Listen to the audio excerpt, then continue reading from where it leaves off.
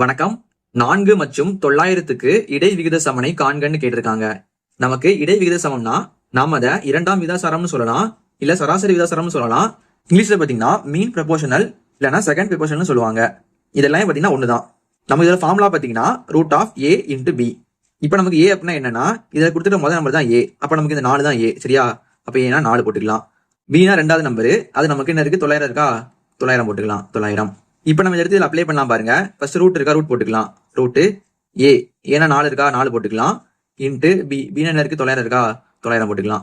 இப்ப நமக்கு ரூட்டுக்குள்ள 4 இருக்கா? இப்ப நம்ம 4 என்ன சொல்லலாம் அப்படின்னு பாத்தீங்கன்னா, நம்ம 4 2 × 2 பிரிக்கலாம். 2 × 2 நமக்கு 2 ஸ்கொயர், சரியா? அப்ப என்ன போட்டுக்கலாம்? நம்ம 4க்கு பதிலா √2 ஸ்கொயர் போட்டுக்கலாம். 2 ஸ்கொயர் இன்ட்டு அடுத்து நமக்கு இங்க 900 இருக்கு. உங்க 900 பாத்தீங்கன்னா 30 ஸ்கொயர் இல்ல, அப்ப நம்ம 2 பிரிச்சுக்கலாம். 900 அப்படின்னா 9 × 100 போட்டுக்கலாமா? நமக்கு 9 என்னன்னா 3 ஸ்கொயர், அப்ப என்ன போட்டுக்கலாம்? இதுக்கு பதிலா 3 ஸ்கொயர் போட்டுக்கலாமா? 3 ஸ்கொயர் இன்ட்டு அதே மாதிரி 100 பாத்தீங்கன்னா நமக்கு 10 ஸ்கொயர், 10 10 100, அப்ப என்ன போட்டுக்கலாம்? இதுக்கு பதிலா 10 ஸ்கொயர் போட்டுக்கலாம். 10 ஸ்கொயர். இப்ப எடுத்து இங்க எழுதிக்கலாமா? 3 ஸ்கொயர் இன்ட்டு 10 ஸ்கொயர். இங்க நமக்கு ரூட் இருக்கு. இப்ப நமக்கு ரூட்டுக்குள்ள ஸ்கொயர் இருந்துச்சு என்ன பண்ணிக்கலாம்?